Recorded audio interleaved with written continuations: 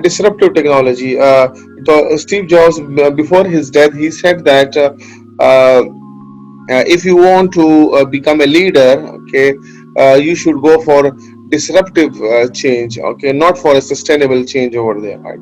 So if you want to be a leader, or if you want to excel into the market, okay, you should go for the disruptive technology, not for sustainable. So if you go for the sustainable, it means you will keep the current customer. If you have like a 1 million customer, so and you just satisfy their needs and that one, so that is called sustainability. You just sustain the current customer with you, okay.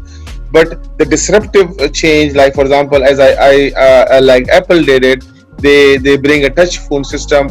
Now their customer change from million to the billions over there, right? Why? Because they bring a disruptive changes over there. So disruptive means like from the word it sees negative, but it is a positive word. See, so if you translate the disruptive, so it gives the sense of the disruption, or it gives the sense of destruction kind of things over there. But here the disruptive means you go out of box, you think out of box over there, right? So when you think out of the box, so your customers, or your like customers changes from millions to the billions, okay. So it means that you becomes like more innovative. So if you want to go for disruptive technology, you have to be very innovative over there. You have to think out of box.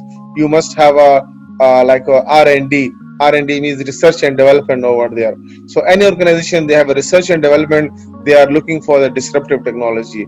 Those who have only CRM, customer relationship management, they are looking only for sustainable, just to sustain their current customer. So which one is better?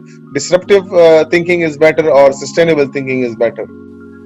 Disruptive, because you need to grow as a firm. Exactly, grow, but exponentially. Exponential means like there are two kind of growth. One is called, this is called linear growth. This is called what? This is linear growth, right? Yeah. So this is called linear growth over there, okay.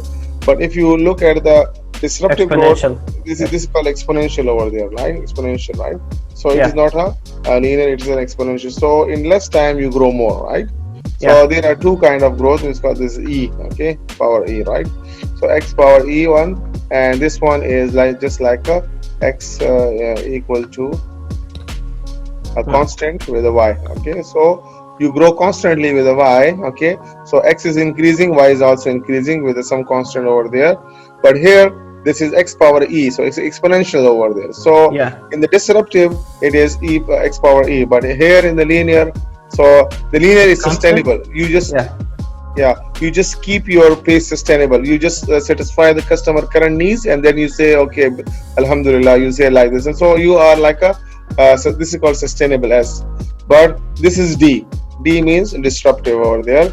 You bring some innovative change, and your customer just like boom, and they are like a they you get like more, you are attracting more customer over there.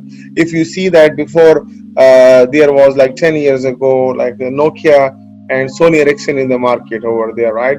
But now people even hardly know about the Nokia and Sony Ericsson.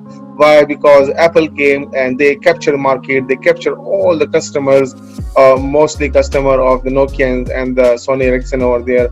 And then there was a competitors of Samsung over there. He also tried to capture some of the customers by having Android friendly, user friendly apps with that one, with the competition of Apple.